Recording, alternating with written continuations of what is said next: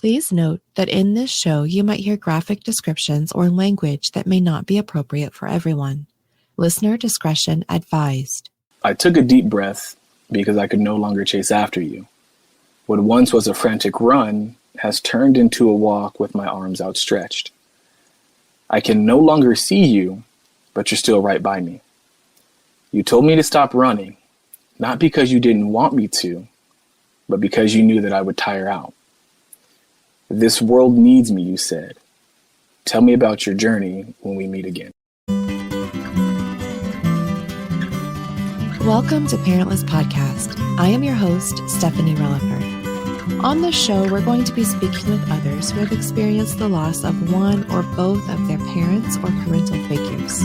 As we heard in episode 12 with Louisa Velarde, being parentless is like an island, and I don't know how to swim. Thank you for being my life jacket. All right, so my name is Timothy Harris. I'm 31 and I live in Phoenix, Arizona at the moment. So current job right now, I'm a medical assistant and just trying to figure out what's the next step. If I'm going to, go back for schooling to, do something in the grief space, become a firefighter, or go into tech. So, I'm in that weird phase at the moment.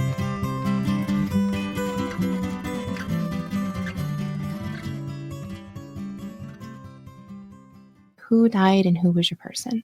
Yeah, so the person that died was my mom, Darlene. She was probably like well, of course it's your mom, so it's going to be one of your favorite people ever. So she was this, rambunctious personality. I just like to think of her as just a big color. That's the only way that I can describe her, just a very big color. What color would she be? She, red and yellow. If that's like red and yellow, she had some like bright colored, red boots. She had yellow boots. She was just a very, very vibrant person. Oh, I'm excited to hear about Darlene. Sounds like a ball of fire, maybe. Yeah. Yes. Very much so. All right. Well, I really love that picture, and that's kind of why we come here, because of course we talk about the death part and that part, but a whole person. They were a whole person before that, and they lived a whole life, and they have a legacy. So I really like to explore that and just everything there. So when did your mom pass away? So she passed away in 2016. So she passed away a month after. So she passed away 10 years after my brother had passed away. So 2016. She was unfortunately on dialysis. She had renal disease, and she didn't pass away from that. She had a heart attack in dialysis, and so she passed away there. Where were you living at that time, and where was she living? So my mom was she was here in Phoenix. I had moved away for a little bit. I was in Omaha, Nebraska for some work at the time. And I just remember, because my mom had dialysis Monday, Wednesday, Friday, and it was on a Wednesday. And my dad, I talked to my dad, but he never calls me that early. And so as soon as she called me, I was like, something's wrong. Because he called me at around 7:45 a.m. And I was like, oh, okay, I'm pretty sure something bad happened. And he told me, I could hear him over the phone. He said, she died. So it was rough. Mm-hmm. Were you able to, when did you talk to her before that? So I had talked to her, I believe, about a week prior. She always made tamales. Her and her family they would always do a tamale party. So she was like, hey, and she'd always pack up like 30 of them for me, freeze them, and then send them to me. So we had talked that previous Monday for probably about 30 to 45 minutes. And, it just ranged from the tamales to, how I was doing. She'd always send me, Instagram videos. So we'd talk about that. So I got to talk with her a little bit before, so it wasn't like a lot of time had passed before I spoke with her. Mm-hmm. Okay. One of the questions is was it expected or not? And so you mentioned that she had been sick, but. Yeah, but, it still wasn't expected. So, part of what happened with my mom is she, of course, she needed to get a kidney. And she had, the stents. She had one in her arm. And when they wanted to go ahead and have the kidney, procedure to get a kidney transplant, they had messed up a couple of her stents before. And so they had pretty much let her know, like, hey, if we go ahead and do this stent and we mess up, there's, you're not going to you're not going to live, basically. So they kept her on dialysis for a couple years. And, even on dialysis, the thing to know is that it's not always going to last. And eventually you are going to succumb to that. But she had been on dialysis for about 10 years. And so it definitely wasn't expected. We had hoped to have her for, 5 or 10 more years. But, even having her 10 years after she started dialysis was a large blessing. This is a bit of a question that I feel like it's a cheap shot question, but we have to ask it because we know that it happens. How do you feel like your life has been changed by the death of your mom? Oh man. This is probably a giant conversation that we can have, but man, it changes a lot. So I remember that pretty much day and the weeks after that. So once it happened, you of course you're going to break down. So, you're crying, all those emotions are coming out. And what happened that same day is I had to call the rest of my, her sisters. I had to call a couple of my cousins because my dad couldn't do it. He was of course in that emotional state. My sister couldn't do it. So, I called, and a couple of them had heard before, but I called the rest of them. So having to call them while you're, still trying to process those emotions. And one of my friends at the time, I was at work and I worked with them. So they drove me back to my apartment because, you're kind of want to drive in that state that you're in. And so I needed to get back that day, but there were really no flights available. So one of my friends offered to drive me to Kansas City, me and my wife to Kansas City. So they did. We got here. But that entire time, it changes you so... you're a whole new person, and the person who you were at that moment where you hear that news is gone. Whoever you were before, those hopes, those dreams, it's all gone. So you have to now mourn who you were and now start to take on a whole new person of now, who are you going to be? How's that going to affect you? So I had, taken a time off work. I had taken a month, and I just told my boss then, I was like, hey, I'm going to be gone for a month. I got to go to Phoenix. So either it's going to happen or it's not, but either way, I'm not going to be here. So fire me now if you want. And of course they didn't, but that's how you're kind of feeling. And so for me, I'm like, I'm going to take care of my mental health at this moment, at least for a month.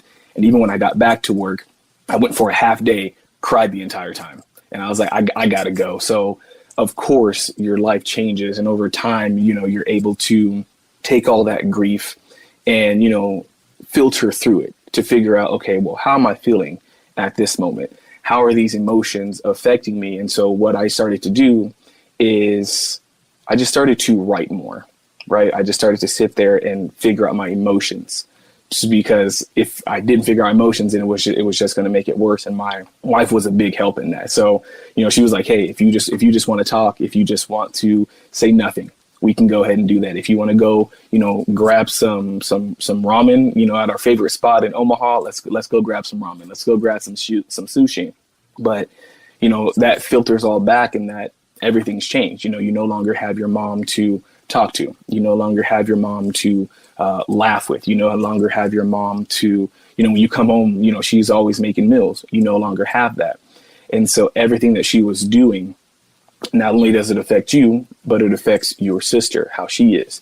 It now affects your dad, how he is. It now affects my two nephews and how they are. So everybody at that time that had to go through that experience of someone that is a family member, now they are gone. So now my nephews, they were probably around that time. So 10 years ago, he was 6, and then he was very close with my mom. And then my other nephew was about 4.5, and they were all very close.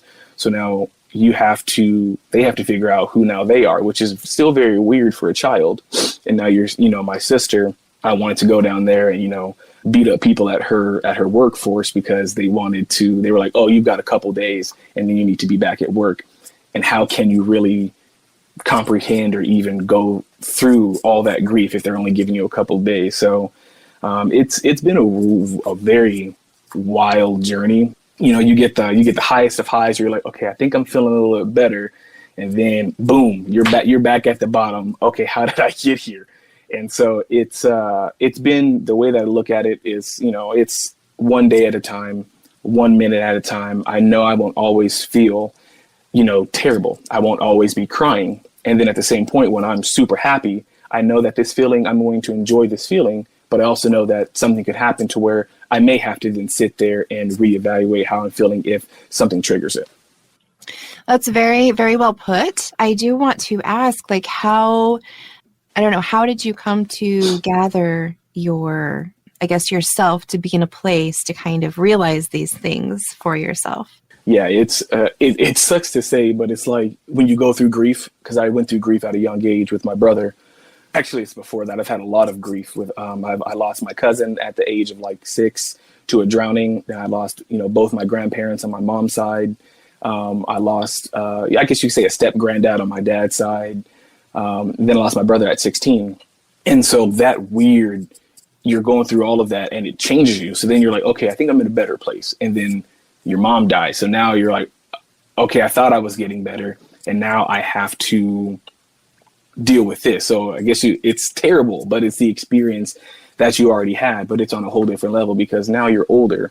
And so for me, what helped me to, I guess you could say, take all those emotions and put them in a place to where I could maybe come back to them later. I did a lot of that. And I had to stop because, I can compartmentalize, but if you continue to compartmentalize, it's going to affect you later on down the road. So for me, I knew it was like, hey, I got to deal with all of this at some point. And so I started journaling everything. I started writing down how I was feeling at a certain moment. I started writing down when I smiled. I started writing down when I was super sad. I've always been a writer, so I would write to myself, hey, and look at this in 3 or 4 years to see how you're feeling. I would write poetry about grief. I would write poetry about everything. I would, write messages to my mom. And then at the same time, I would dedicate time each day to my feelings. I would dedicate time to just sit there and say, all right, how are you feeling? And let's look at them. And, you can find the feelings that you can say, okay, well, that was just a today feeling. How are you doing mentally? How, did you accidentally snap on somebody because you were grieving at this point? Okay, well, if you did you go and apologize to them and let them know why you snapped on them? Then I would sit there and I would take time to even just think about my mom. I'd take about 15, 20 minutes and just sit there and just say, okay, well, what memories did I have of her that I wanted to, look back on? Which memories did I want to just sit there? How do you remember her as a person? How did other people remember her? What stories did they have? That way I could add those to my own memory. So I could say, okay, any videos that someone has, like, hey, if you have any videos of my mom, go ahead and send them to me. And one of our friends did. And it was of her, my mom loved, Tony, the, happy anniversary song. So she sang that for them on little video. So that video, that's in my save folder. So I listened to that, every once in a while. And then she did leave me a message. And I still have that message and I listen to it probably, once every couple months when I just want to hear her voice again. And she's like, hey, everything's good. Love mom, love dad. And so having that and having to combat those emotions, not only the good emotions, but a lot of it was the bad emotions that you're having because you're having to go back to work. You're having to have a type of relationship with everybody, but you're also trying to grieve and you're trying to not, break down, but then you're trying not to be, awkward about it or make jokes that, people may be uncomfortable with, but then you're like, forget you. I'm gonna make this joke anyway. So going through all of that helped me and taking it each day. And it was just a ladder or just, a staircase. And as I got up, I knew that each day, each, stair, I would eventually get to a certain point to where I would look back at everything. Then I could look at it from afar and say, okay, I'm in a better place now. I can look back at all those memories that we had and truly enjoy them. And then that grief becomes something that it's terrible. It hurts at first. It tears you apart, but you know that you're going to have to heal eventually. So now I look back at that grief and okay, now I'm better emotionally. I can take a look at all those things and I can appreciate the time. I can appreciate the value that I got to spend with her because some people don't get to spend 26 years with their mom. They may only get 9 or 10. So I become appreciative of all the moments that I got to have. I like that. And I like that picture of the ladder. Recently, I've been hearing, you just have to take one thing at a time and focus on that and then get to the next thing. So that really fits with that. Just do that one step at a time. For sure.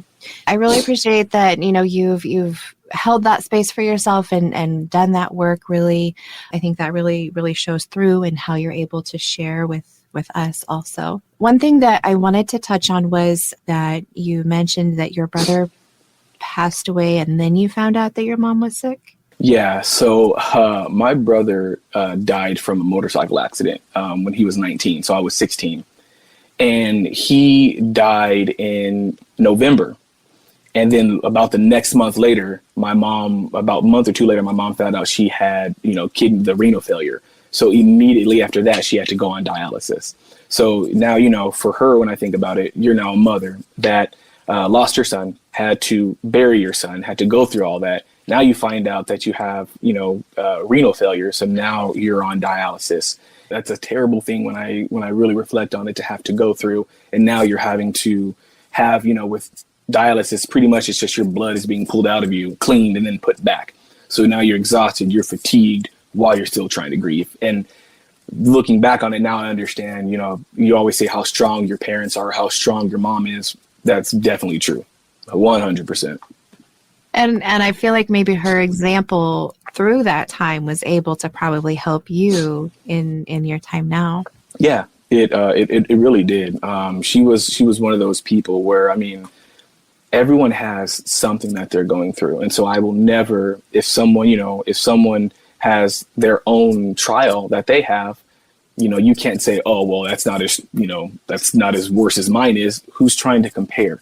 Everyone's going through something. So for me, looking at her, okay, you can have your blood, drained pretty much 3 times a week, and then you having to sleep, and then you're going, you're exhausted, but you're still smiling, you're still happy, but it wasn't a fake smile.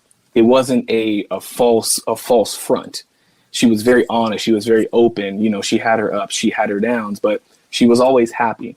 And she was always positive. And so, like you said, that's who I've been as a person, is just a positive, happy person. And so going through all of that, I can't sit there, and you can still take time and be in your own grief. You can feel that.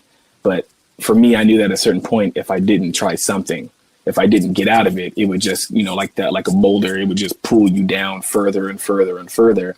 And her example, played a huge portion in that. And, it's not the whole reason why I live my life, but that example, that happiness, her personality, she was the life of the party. She was always making people laugh and smile. That's exactly in the sense of where I look at, is that, I can be happy. I can make people laugh, but at the same time, I can still be there for myself. I can be open, I can be honest, but not in a rude way. And that's how my mom was. She was open, she was honest. She talked about everything, but she also kept the secrets that she needed to keep to herself. And that's pretty much the example that I see and that I work with today. And that's just helped me to come to a better place than I was, of course, 5 years ago when it first happened. Well, that's a really, really great example. And I'm glad that you had that and you're able to bring that forward. I appreciate it. Thank you. Yeah. So in the interest of this show, like kind of the reason why I started it was maybe we all have questions or something that we want to bring to our parents, but we're not able to.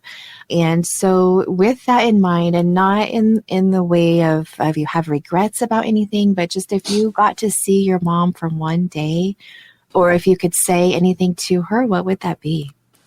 That's a question I think about all the time. And so, when I write, and I write often, and actually what's funny, about 2 to 3 months ago, she still has her Facebook page. And so I go on there and I write to her. And so for me, it was just like, hey, everything is good. Like, I know that you would be happy to see the person that I've become. I know that you would be happy to see that, both your grandchildren, they're doing great. Your daughter is doing great. Your husband, he's still pressing along. He's still doing the best he can. But, I always, if I could talk with her, I would honestly just, see everything, see how she's doing. And, just let her know, of course, I miss you. But it's like, hey, me and my wife, we've bought a house. We love to travel. And that was my mom's thing. Me and her shared that interest of wanting to travel and do different things. But unfortunately, because you're on dialysis, unless there's a place there to do dialysis, you're not really going to be able to go. So we would talk about, wanting to do family trips. And so we're doing a family trip next year. Letting you know, hey, we got that family trip set up. One of the places she wanted to go, she's always wanted to go to Brazil. And, me and my wife have always wanted to go to Brazil. So we ended up going to Brazil about 3 years ago. And it was just fantastic. So everything that she's done, everything that, even I do as I talk about grief and I go through it, I let her know, hey, this is what I'm doing. Because of you and Brian, my brother, it allows me to connect with people, cool people like you. It allows us to talk about it in a space. It allows us to, normalize those conversations, and if we can just help one person, if we can make one person just be able to heal, and then everything is worth it. But questions I've always wanted to, that I've written down or wanted to ask you, has always been like, hey, how would you see us now? What would you, what would you want to tell us? Did you want me, I'm sorry, I didn't get to cook for you. My cooking was terrible. It's gotten better. So I was like, hey, maybe I can make you a meal this time. Or, I've learned how to make certain things of hers. I'd ask to take her on a trip. I'd ask that if she could, if she could just let everyone know that she's okay, that would be the perfect thing. So it's always just thinking about her example, always thinking about what she did. And if I could talk with her, the only regret I have is that, she's not here. To share in these memories, to see how everyone has in a certain way. And I hate to use this, but it's the only word I can think of right now, but we've grown from the grief that we've experienced. We haven't forgotten about her. We haven't let her memory go, but we've actually tightened on that grip of who she was, those memories that we've had, letting her know, hey, we haven't forgotten about you. I haven't forgotten about your laugh. I haven't forgotten about, your dance to, Charlie, to Uncle Charlie Wilson. I haven't forgotten about, your two steps. I haven't forgotten about your tamales, your peach cobbler, all that stuff. So there's no regrets that I have. And what I see happening too is that even her sisters will use that. Me and my cousin, we're very close because my aunt, her mom passed away 6 months before my mom did. So we talk with each other about, how things are going. And one of the things that we focus on is just that positive space for healing, making sure that whatever we're doing, we're setting an example in our empathy and how we're taking care of one another. And I would just let my mom know, like, hey, I wish you could see the person that, we've become, and that we haven't fought, or we haven't, gotten so far down that we can't get ourselves out of a position, that we are happy, that we are, pressing along, and we wish that you could just see everything. And that's a interesting, I don't know the right way to call it. It might be a blessing and a curse, probably, to have that cousin there that had a similar experience right before you. Many people don't have someone to talk to with those experiences. Double whammy for you, though, because that person was also affecting, your life. But yeah, you had your cousin there to kind of talk to.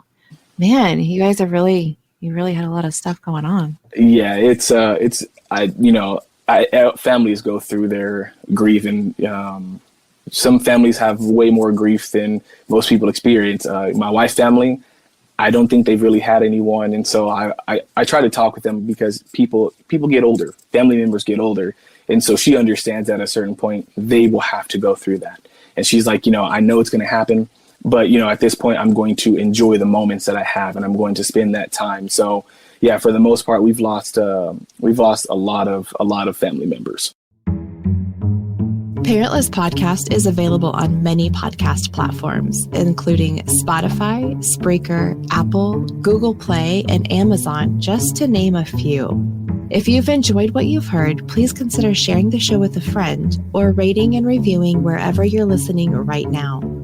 This will help get the word out about the show, and if one person can be helped by listening to someone's story found here, that is amazing. If you would like to help support the show, view extra content, and hear about special projects happening with Parentless Podcast, please visit www.patreon.com/parentlesspodcast.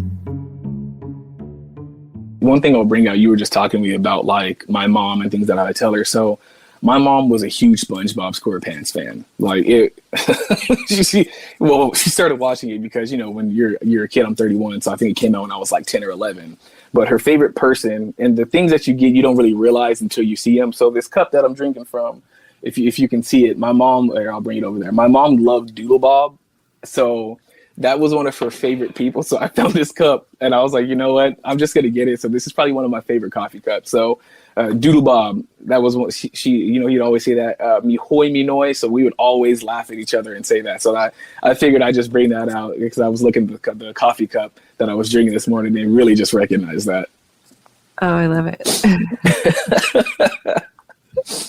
That is, you know, that's actually kind of one of my next questions is things, and you've mentioned some foods and you mentioned her laugh already. So the question is there any particular smell, sight, taste, sound, food, things that just remind you of your mom whenever you are around them? Oh yeah. So food is a big one. My mom loved to like cook. I mean, she made like cuisines from, my mom wasn't just one of those people that just made one certain food. She made every single sort of food. So that's where I get my joy of food from, you know, is trying whatever. I will just not say, no, I'm going to try it. My mom was that way. She's like, you know what? I don't know what's in this. She's like, but I'm going to try it if someone took the time to make it for me. So, you know, like peach cobbler, my mom, yeah, everyone says their mom makes the best. Yeah. And I'll have to say to you, my mom made the best peach cobbler. Her enchiladas were super good.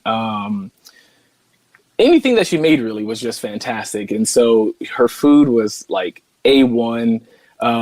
She made like amazing barbecue too. My dad makes amazing barbecue. And then music. My mom loved music. So she was, of course, she was old, a little bit more old school. So, you know, the Stevie Wonders, the Michael Jacksons, Diana Ross. So all the Supremes, all those older groups, you know, she would be singing and she would sing it at the top of her voice. And so one of the songs, you know, the Whitney Houston, I'm Your Baby Tonight. My mom, she would belt that out. She loved singing that. She loved singing, I Have Nothing. So she would sing, Don't Let Me Close One More Door. We'd sing that, you know, we'd be cleaning up and singing that. So music is a big thing that reminds me of her. And I would think that one other thing, smells that I can remember is strangely a certain, and I can't find it. No, actually, no, it is. It's the lavender dryer sheets. My mom always used lavender dryer sheets. So whenever I smell that, it just brings back certain memories. And then one of her favorite places to go was San Diego. So whenever we go to San Diego, I know exactly where we're at. I usually maybe go to that pier and just reflect a little bit. So there's, so many things that remind me of my mom. But randomly it's those when, you just walk in, you're like, oh man, this is fantastic. Boom. Randomly. You're like, why, hold on. How did I go from just walking randomly in a supermarket? And now I'm like, okay, now I'm thinking of all these things and the emotions start flooding in. So it's those things that will trigger it. But what happened is it used to be, and you probably know this as well, but the triggers that you would have, they would bring about a sense of like super, super sadness. But now when I hear that, it's just a smile for me to be like, okay, yeah, I remember that moment. I remember, being here at this time, or this song came on and we were in the car driving and then we both started singing. So those are the memories that for me, just make it, it just makes it great. I can always those things now, I wouldn't even call them triggers anymore. I would just call them, memory, happy memory triggers. I'll call them those happy memory triggers. So, we go about our daily lives sometimes and you get so busy, but then it hits you. So that lets you be like, all right, cool. You know what? I'm just going to sit back for a second and sing this and, sing it like my mom would sing it, or go back to that, core memory. So that's kind of what it does for me, is it makes me smile and laugh. But again, there will be some times where yeah, I will have to sit there, I'll start, tearing up and crying a little bit. And I don't know if that's something that you've experienced too. Yeah, of course. And I may or may not eat do you know what a no-bake cookie is? Wait, what's the name of it? No-bake cookie. It's just like oatmeal and peanut butter and chocolate and then together and you don't cook them. So we would make those all the time. Well, I don't want to make them, but they're in the store. So like I may or may not buy them and just maybe eat them. Like, but that's kind of, yeah, definitely. So it's great to have those memories, kind of not great at times, but great to have them too. Yeah. Do you believe in signs? For me, not really. But I know a lot of people, they'll be like, like if I see something that reminds me of her, I'll be like, okay, that reminds me of her. And so it's a nice memory. For me, I don't really believe in signs like that. Okay. And where do you believe, some people say that she is looking down on me now. Like, what are your beliefs on that? So for me, I just believe, I do think that I'll see her again. But for me, she's just sleeping at the moment. So she's just sleeping and, I'll see her again. So that's a comforting thought for me. It's just that, she's just sleeping at the moment and she'll be woken up one day. What is something that you would, now about grief that you would like to tell your younger self? Man, this when you sent me this question, I thought about it, and honestly, I thought about it. I've been thinking about it, and I didn't. I sat down, but today I kind of just wrote out a couple things, and I kind of listed them in the most, for me, and the most important. But they're all important. But if I could go back and talk with my younger self, I would let him know that, the first thing is that it's going to take time. You are going to be crushed by these emotions. And that is a very normal thing. Just allow yourself to feel those emotions. Allow yourself to feel the anger. Allow yourself to feel the sadness. Allow yourself to want to not talk with anybody. But at the same time, don't let those emotions control you. Don't let those emotions dictate how your life goes. And as I was thinking about that, not letting the emotions dictate, for me, I've always been a positive person, but I didn't want to be like a fake positive or a unrealistic that, everything is just fantastic and great, because sometimes it's not. So I would tell them that I'm like, hey, you don't have to be so positive that you don't take time for yourself. And so for me and those emotions that I had, I knew that if I didn't do something, if I could talk with, be like, take those emotions, feel them, but don't let them drag you down. I would tell my younger self to set boundaries. I didn't really have any boundaries back then. So, two things can happen. And I've, talking with other people that have gone through grief, some people will respect those boundaries, but, unfortunately it's pretty sad that some people will not respect those boundaries, and then they will try to take advantage of you. They will try to take that time, that emotion spent, and use it for them, or they'll try to make it about themselves.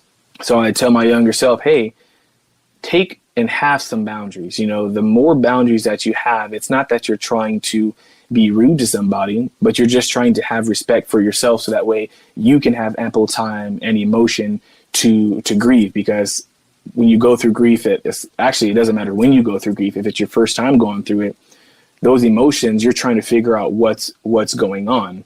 And so those boundaries enable you to just have that respect to say, hey, I don't appreciate you doing that.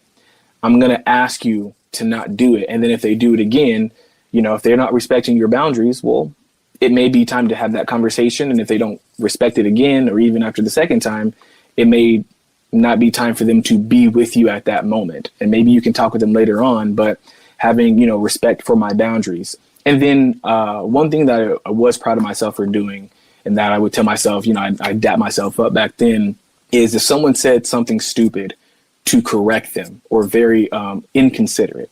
And you always hear what not to say to people when you're grieving. And someone, sometimes they mean well, but you want to correct them, because if you're not going to correct them, then they're going to say it to like other people. And I remember she said, hey, we're going to miss your mom, but you're going to miss her more. I was like, you need to leave. I told her, I was like, you got to go. I was like, at that point, I was like, she's got to go, let her out of the house. I'd also tell myself that it's okay to be open and honest with people about how you're feeling. Find that one person or find your person that you can speak with, that, you can vent to, that you can call, and that they're not just trying to see how you're feeling so they can then tell other people how you're feeling. But find someone that you can trust, that you can vent to, that you can be like, hey, I just want you to come over and do nothing with me. I can do that. And that person comes over. Or if you want to say, I'm just going to vent to you for a while, just let me, just don't say anything. Just let me vent about how I'm feeling. Cool. Let's do that. I tell my younger self to do more stuff to protect your mental health or to help your mental health to be better. Because at that time, you're trying to figure out, how you're feeling and what's going on. And, for better or for worse, how that goes does affect the trajectory of how your life goes too. And so I would tell my younger self to just do things that protected my mental health, to not have to really worry about it. Because that's what I did, is I worried about every other person except the person that you're needing to worry about, which was myself. And, I realized back then I did that because I didn't want to confront those feelings that I had. So by trying to stay super busy, but not busy, and then trying to help every single other person but myself, it didn't really set me up for success. And that's something that I had to learn. And so for other people that I talk to, I'm like, hey, take your time grieving. Take your time with everything that you're going through. I tell my younger self that it does get better. And, for some people, they don't want to, they don't want to hear that it gets better, but gets better in the sense that you're not going to be crying and feel that terrible guilt every single day. It gets better in the sense that you're going to smile again. You're going to be happy again. You're going to have memories that are going to make you smile and enjoy those feelings, and that you're not going to forget that person, or you're not going to forget your mom. You're not going to forget who she was. You're going to come to a better understanding of who she was as a person. You're going to be able to have those memories, and you're going to be able to hold on to them tighter. So it's not, as you get older, as time passes, you forget them. For me, as time passed, I've held on to her memory even tighter. I tell my younger self to go to therapy. I would tell my younger self to go as soon as possible, because, I didn't go to therapy. And, back then there was that stigma, and sometimes there still is. If you go to a therapist, well, then there's something wrong with you. And that's not what it is, because therapists have therapists, and those therapists have therapists. And it's just talking because they're able, they're trained on the psychology of a human and how to talk and how to, help you to overcome certain obstacles. I tell my younger self to cry. I would tell my younger self to cry even more. For guys, a lot you hear, and it's great to hear that more guys are crying, because that's one of the things that makes you feel better. I tell them just, hey, let your emotions out. If someone thinks that you're weak for crying or for expressing your emotions, they need some help themselves, because that means that they're going through something and that they need to deal with too. And I would tell my younger self to be more empathetic to other people and what they're going through, and to realize that I didn't know what they were going through, to be more kind, because I think, sometimes when you're going through grief, you are going to focus on yourself, which is fantastic, but sometimes you may snap on somebody, or you may not be the nicest because you're going through that and you didn't mean to. But, if you didn't maybe apologize for how you're going through that or communicate, it just makes it worse. So I would just tell them to be more empathetic, to be more kind, to talk with more people, to just sit there and be there with your emotions, and to be in the moment. That for me was a big thing. And so, who that young 16-year-old was, and then who that young 26-year-old was, I tell them, hey, I'm proud of you. I'm proud of you for, taking the time to grieve.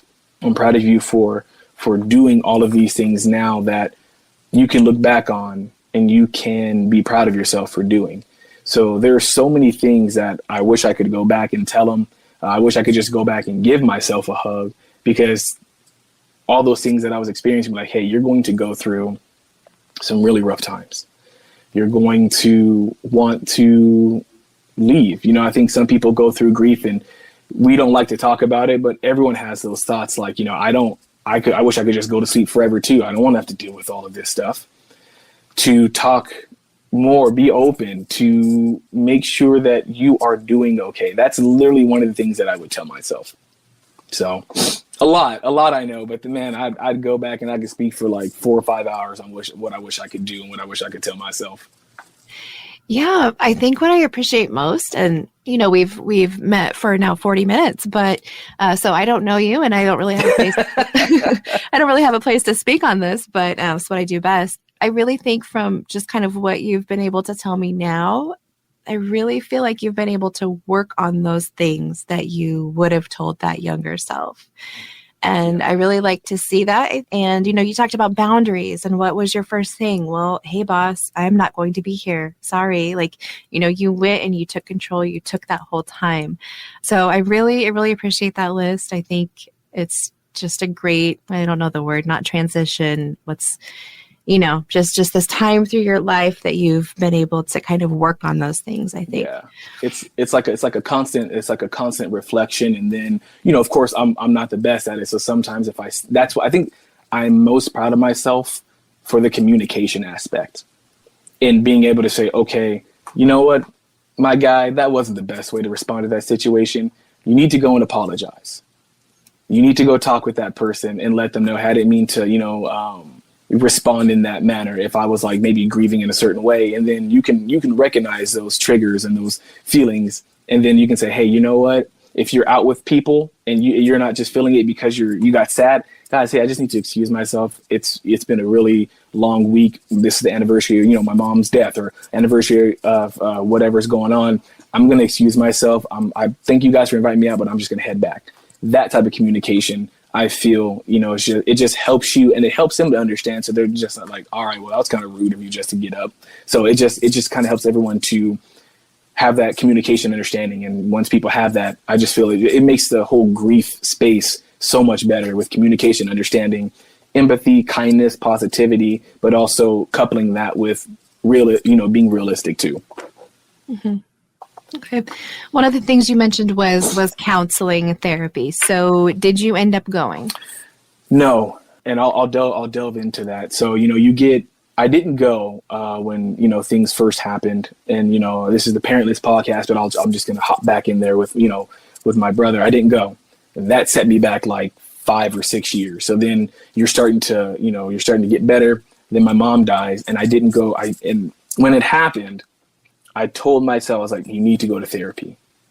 But you start getting so busy and you get back into a routine, but now your routine's kind of messed up. So I didn't go to therapy, and I wish I would have. And so I tell people that are going like, hey, that is one of the greatest things that you can do. And even if you go for a month or two and hate it, you may find things about yourself that you can now use as you go forward. So even though I didn't go to therapy, I actually have that on my list to do this year, is to go to therapy this year, so I can maybe see if there's any unresolved issues that I have in regards to grief or in regards to my own feelings. And so that was one of the things that I got over too, because at first I was like, I don't want to go to therapy, but now I see the positives in going to therapy, and not only understanding more about myself, but also being able to come to realizations about certain feelings. And so what I've done in the meantime is I read articles about grief. I read, medical journals about the different kinds and how they've understood more about it. And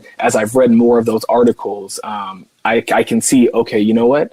I did go through that. So let me see what they're talking about with the studies that they've done to see how people have, tried to get over that. And so I wish I would have gone to therapy, but honestly, for people that haven't, that's probably one of the first things I recommend, because I can guarantee you, trying to hold all that in and not talking about it with somebody or allowing yourself to feel that, it's going to make it, you're going to experience it later in life than if you would have just dealt with it in the moment. I agree with that, because I always say that I feel like a baby griever, because I did go for a really long time with just going on with life and really not kind of addressing. So I think that's kind of what I'm doing with this project. So yeah, that's awesome. I love to see this, honestly. Like, I've interviewed a couple people myself, so it's nice, to talk with somebody or to talk about grief, because we're just trying to normalize it. We're just trying to, and I don't know if you agree in the same way, but as you talk about it and as you talk with other people, maybe you come to some realizations about yourself too, where it helps to kind of normalize that conversation. I don't know if it's been the same with you, Sue. Definitely. Yeah.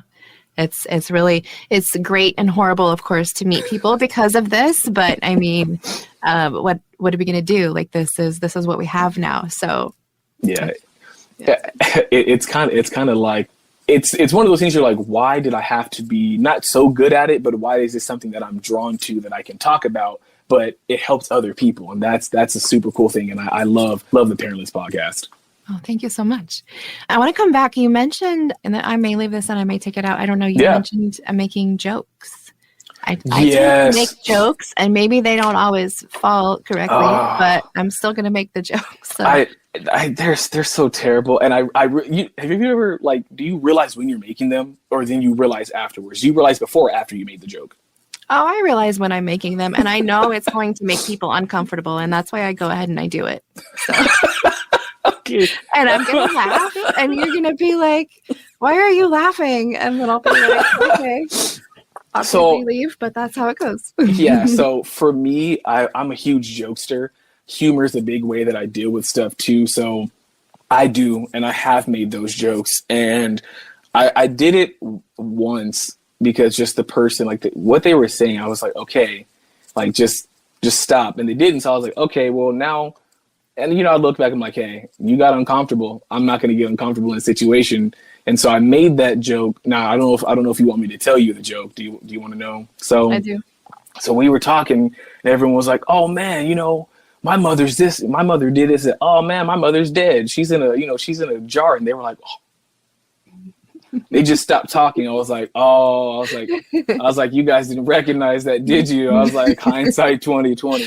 Hey, somebody in my family, they said, if somebody makes a joke like that, do I laugh? And I was like, yes, you do laugh.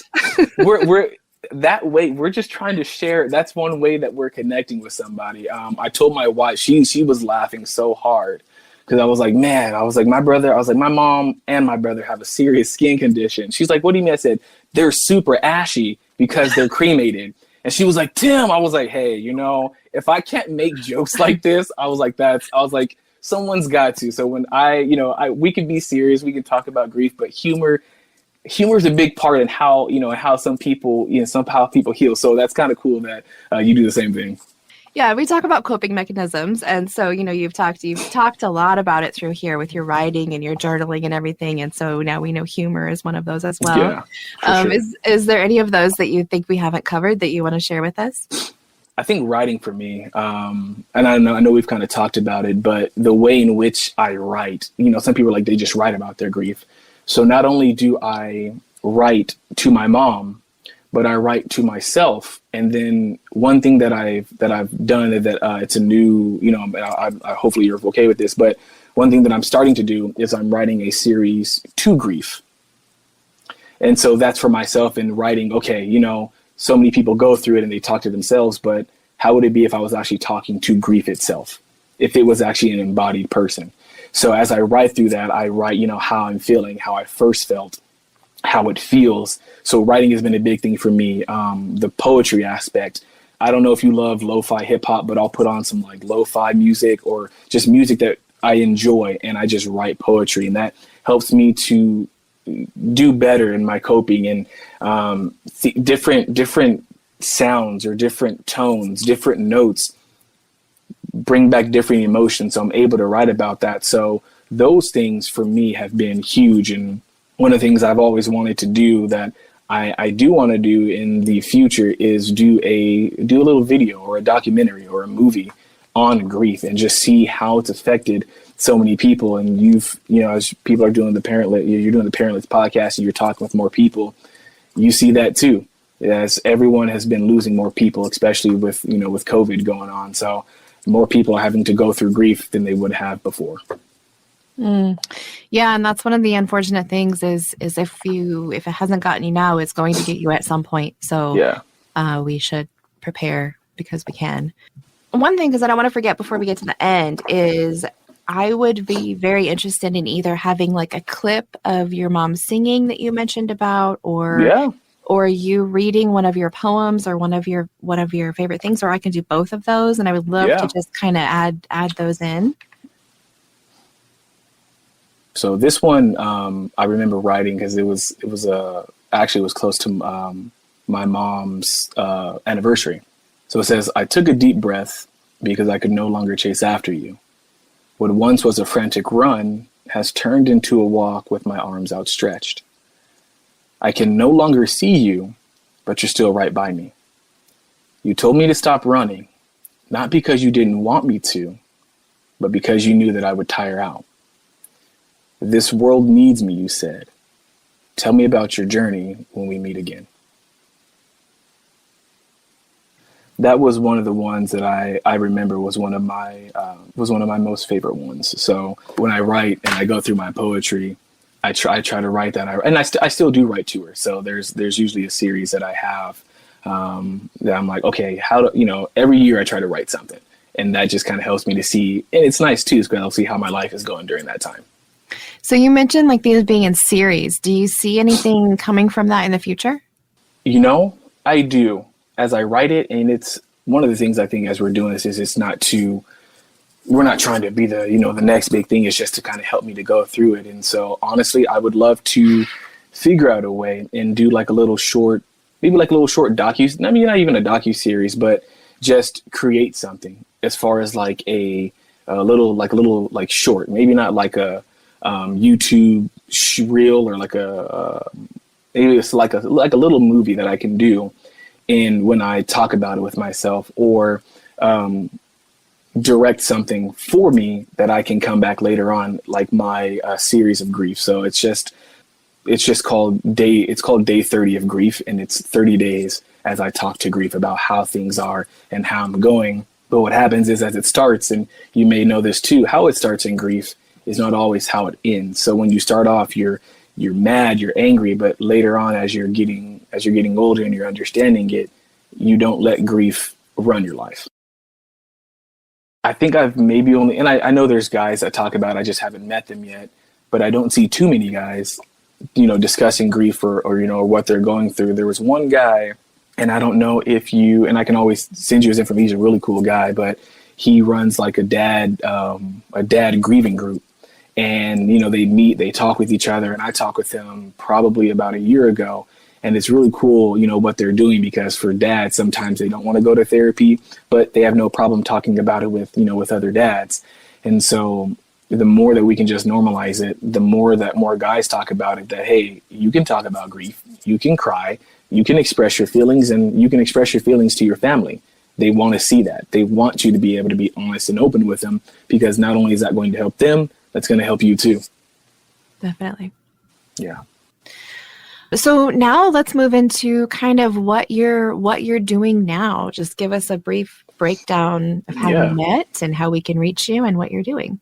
Yeah. So, we kind of met through, I have my Instagram, which is just Grieving Is Breathing. I have my TikTok, same thing, Grieving Is Breathing. And then I do run a website, which is called grievingisbreathing.com. And it's just all one word. And so one of the things, and thank you for letting me speak about this a little bit, is that I've always wanted to do more with grief. I've always wanted to help more people. And it's an ever evolving website, because, of course, in order to do stuff, you have to not say necessarily have money to do it. But there's a lot of things, as I'm talking with people here in Phoenix. I'm actually probably going to be reaching out to you about something. So I'll get with you a little bit later. But it's doing more in the grief space, having workshops or getting people together to talk about it. And then on my website, I talk about grief. There's interviews from people that have lost their parents, that have lost their children, from their perspective, how grief, works. So similar to what we're doing here. And then I have, a little shop on there, because I understood that when people are going through grief, one of my friends talked with me, and that's kind of where it happened. He's like, I don't know what to do or to get someone that's going through grief. And so, you know, I was like, man, I don't want to make any money from this because I don't want to profit off someone's grief. And that's made me feel very weird about it. But as I was talking, I was like, you know, this is a way to help people that you can gift them something. And then as I do this, I can then take that money and apply it to other things that I want to do. So I created, you know, just like a grief box for people. And there's, you know, there's different options that people have to where, you know, you can send a box of a bunch of stuff. You can just send them a box that has their initials on it. So it's kind of like a keepsake memory. Even if it's not for someone that's grieving, you can just have them, you know, you can get them something. You can get them a couple journals and pens and a candle. It just to help them, a throw blanket. So those are some of the things that I have on my site. But the biggest thing that I want to do is I want to help more people go to therapy. And so as I say, and I'm just bootstrapping this myself, but my goal is at the end of the year is to gift somebody a year's worth of therapy, because I didn't do it myself. So that's one of my biggest things, is to gift somebody a year of therapy at the end of the year. So I'm saving on money. So if people want to go on there and donate, they're more than welcome to. And I'm just going to take all of that and I'm going to use it for Grieving Is Breathing to help people, because the more people that we can help, the more people that we can help on that road to healing. I think we're all doing, you know, each other a service and talking and sharing and making sure that we can just heal in I guess you could say it, a positive way. You can, you know, if you want to, you can always reach me at, you know, grievingisbreathing@gmail.com. So my numbers are on there. If anyone wants to reach out, I'm more than welcome to talk. And so I'm here. My DMs are always open. Everything is always open for anybody. If people go to your grievingisbreathing.com, that's where they find the boxes? Yep. So the boxes can be found under a way to cope. So if you are looking for those boxes, there is a way to cope with grief.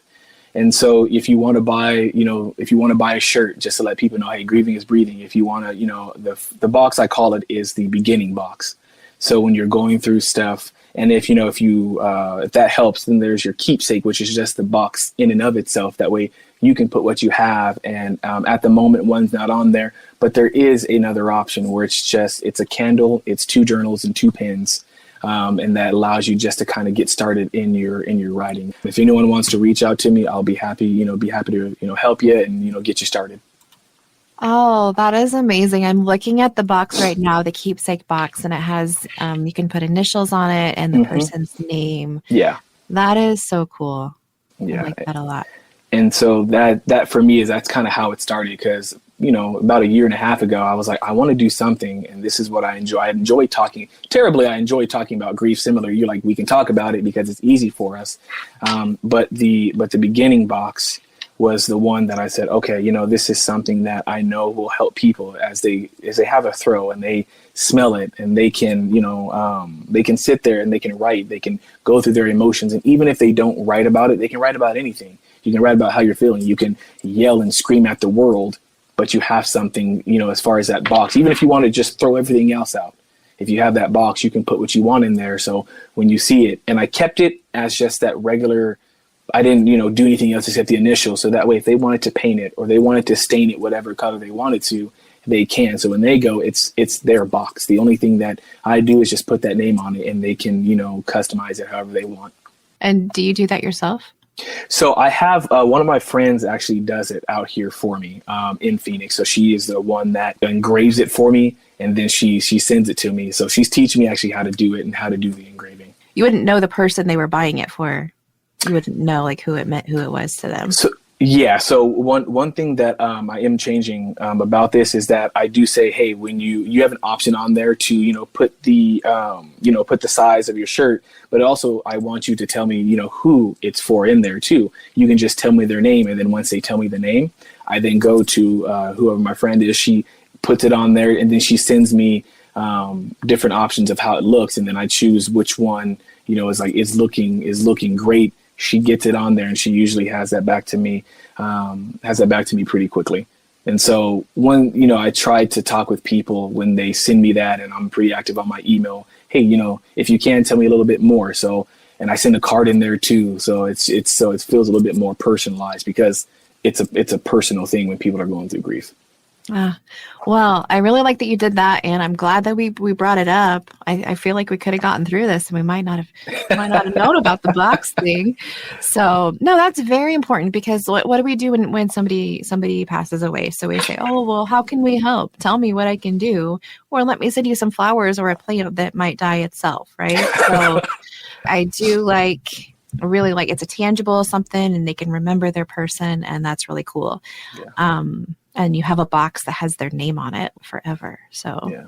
that is awesome. Yeah. And I've had a couple of people. Actually, when I first started it, I gave away about 4 of them to my cousin. And she's actually on the website under Our Perspective. It's Melissa. She lives here as well, but her son passed away. So she got one. My cousin Miranda got one. My sister, I gave her one. And so it's just been being able to, when I brought it to them, their expression, that was everything, because it was a thank you. This is something that is tangible that I can use. And for me, that validated everything that I was doing. And so as Grieving Is Breathing evolves more and there's more things that I can do, you wish you can help every single person that you meet. And that's, that it's just to make someone smile. So that's why even with the content that you have and the content that we make, that's a way that we can reach out and that, may be able to affect someone that we wouldn't have had a chance to. So it's nice to have a medium, be it a podcast, Instagram, TikTok, YouTube, where someone can find that and that can help them on their way to healing. Mm-hmm. Definitely. A couple more questions and then we'll wrap up. Do you have any podcast recommendations or any book recommendations? Yes, I do. And do you have your own podcast or no? So I did, and I stopped it a while ago, and I will have to. I think it's just called Grieve and Breathe, and I think it's on Anchor and Spotify. And I have I think I have 2 episodes on there. And part of my goal this year was to get that started back up, because you got the long form and short form, and part of mine I was going to make it probably 2 to 5 minutes. So it's just like, hey, boom, popping in there so that and have a short one and then have a long one. Hit me with that question. Let me bring up. There's a couple people that I like on my Instagram. Let me bring them up. There's one that I like. Her name is Girl Grief, and it's girl.grief, and she's on Instagram. So, her title on there is a supportive presence for our girlfriends, mothers, and sisters grieving. And then the other one, let me go find that for the dads. That was one of my, where's it at? There it is. It is called Dads, DOS Grief Support. So it's called Dads of Grief Support. So they're on Instagram. So Dads of Grief. He's a really wonderful guy, and I was able to talk with him. So Dads of Grief. Those are some ones that I do enjoy. And of course, Parenthood Pod. You can't forget about you. So I enjoy your stuff as well. Thanks. It's a trick question. I just want people to say me. No, actually I do. Sometimes, unless I get lazy, I try to do a podcast spotlight, and it's generally a grief podcast of somebody else. Just I like to spread the word about everybody.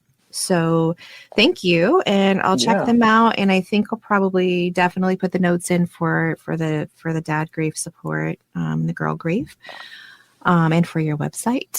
Thank you. Here's my last question, I believe. Two last questions again. Did your mom have any nicknames for you? Oh, yeah. She called, well, of course, Timmy. She had to call me Timmy, which I love it. So like she called me Timmy. She called me Dex, DEX.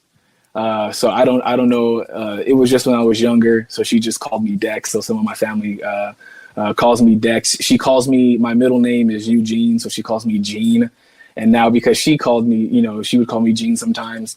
And then my wife was like, I'm going to call you Gene. So my wife calls me Gene. So Tim, I get called Timmy, I get called Dex, I get called Gene. So those are most of the nicknames that I got. Nice. I like how she gave you a name and she's like, nope, I'm going to call you Dex. Yeah. And then you touched on it a little bit before, but did she have any like phrases or things that she would just say all the time, or any jokes or anything? Oh, let me, hold on, there's a couple. You know what? I wouldn't say she had a bunch of phrases, but she just had, it was her her phrase was her laugh. And her laugh was just like thunder. It was, I love it. I can't do it, but her laugh was hilarious. She would always, quote. So one of our favorite movies was Anchorman.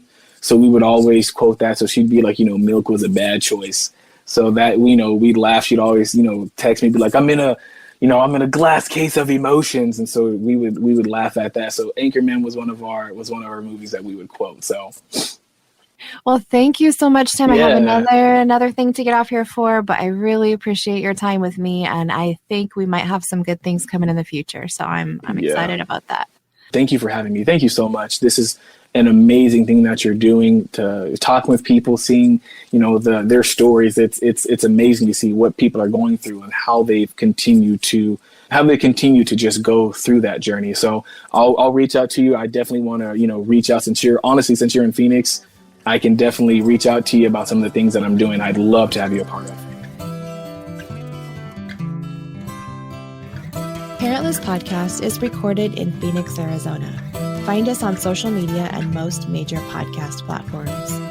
Music provided by Colin Lococo and the Revolving Birds.